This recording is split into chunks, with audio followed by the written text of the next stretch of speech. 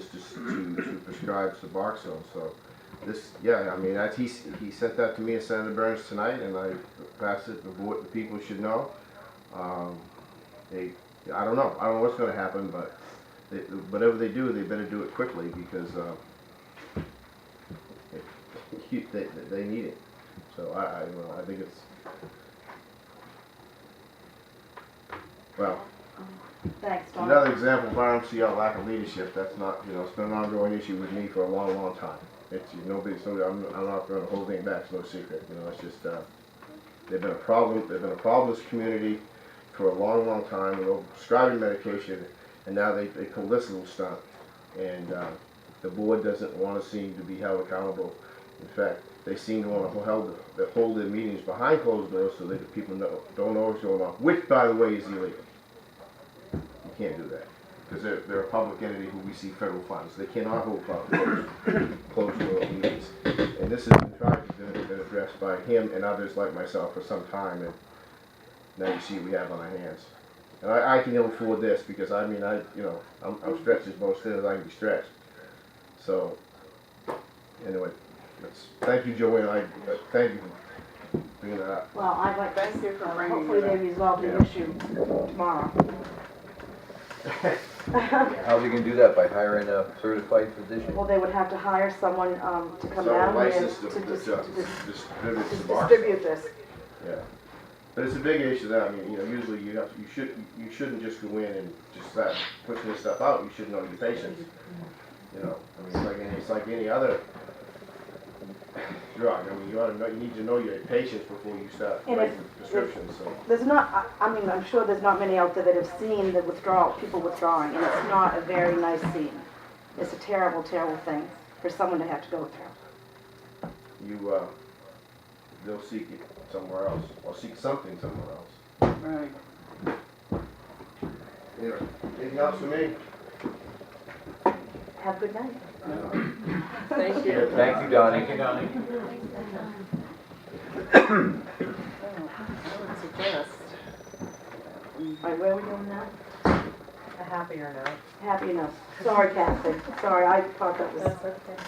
Well, I think before we leave this one, I think someone from the town needs to contact the medical center tomorrow and find out exactly what is going on there.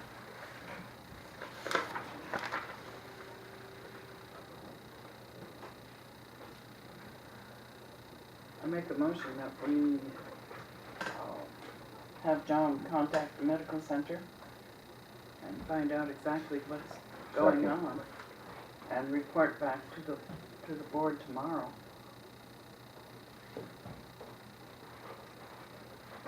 Hopefully it's not as dire as it sounds. Yeah.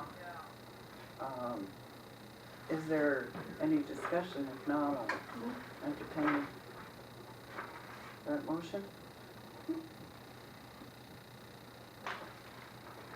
Can you do that, Ken? I just want to say, if that is the case and we have people in the community who are in their worst state of mind and looking to fix that problem, if community members do see something, they need to contact the police. 911. I think tonight with everybody's issues, it started with fireworks, it goes well beyond that. And when I'm approached by community members with examples of what happened, and my first question is, have you contacted the sheriff's office? And they say no, I can't do anything. Right. If you see something and something's going on, especially in these cases, please contact the sheriff's department. Okay. Well, Kathy, we didn't mean to make your report so dramatic. Sorry, honey. My report will seem pretty boring in comparison, I'm sure. We like that. We like boring. Yeah, boring would be nice. I did go through your report. I thank you for a nice, comprehensive report. It looks like it was a lot of fun times down there. It looks like you were able to get a nice grant from the King Foundation we did. Lots of volunteers, 31 volunteers. I had a question about the kitchen. You said you weren't able to utilize the kitchen? We were never allowed to use the kitchen down at the school, and we've tried pretty much every year. There are a few reasons that we've been given. First of all, they have to clean everything and get it prepared for their inspection. I get maybe like an OSHA inspection. I'm not sure exactly what their inspection is, but and they like to get that done and not have it used after that time period. But there was continual use of the kitchen this year for different events, so I'm not quite sure why we couldn't do it this year. But it was problematic in relation to the summer meals program because what we originally tried to do was be the fiscal sponsor so that if there was a loss, it would be on LCOC and not the school. But to have someone from the school current staff man the kitchen and prepare the meals. But the school was not willing to do that. You mentioned The the school board, I shouldn't say that Jim Underwood recommended against it to the school board because that program has lost money in the past, and I guess he didn't understand that we were willing to take the financial responsibility. And we were told at one point, when I explained to him that we would take the financial responsibility, he said that he would attempt to get the current kitchen staff to do that. But I ended up seeing Darlene specifically, and she was never asked, because she asked why we didn't have her working over the summer. So, for whatever reason, we weren't able to use the kitchen, and the summer meals program was really important because we definitely saw, I expressed that we saw a need in the report, but I didn't properly express how deep that need is. So, Okay. hopefully we'll be able to do something next year, and you know, we'll still do the program, certainly, and hopefully we'll be able to work out the kitchen somehow.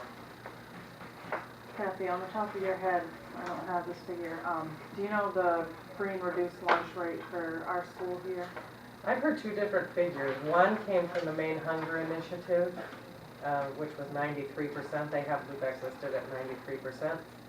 And then more recently, I heard 88% was given to someone from the school itself. So I don't know which one is accurate, but either way, it's fine.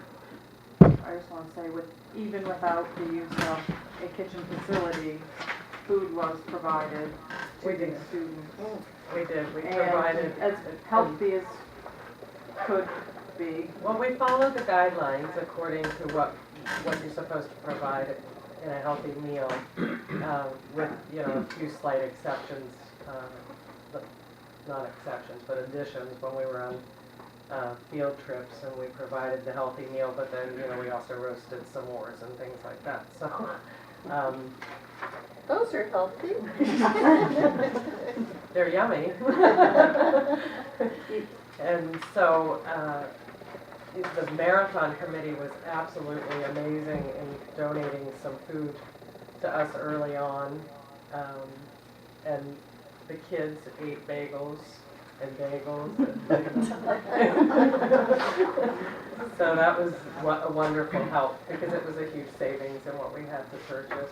And we did buy local. We had to buy some of our materials for the summer meals program, like up at Walmart to get some of the cups and things like that. But we did buy all of our food right here in town. And we'd have to ask Stevie. But it was a pretty significant amount over. I think it was you guys had a great year.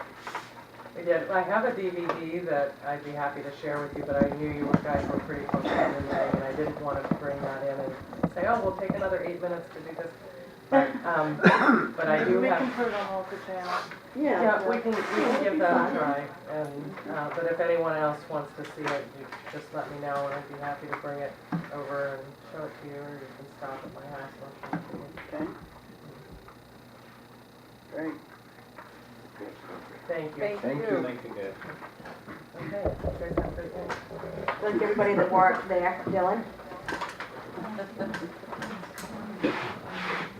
Next item is, the coastal cleanup is, the week of September 21st to 28th.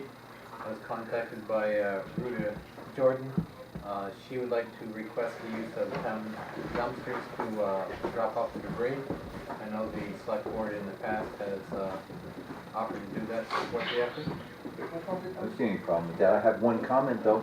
During the shellfish conservation work, we were also doing some beach cleanup.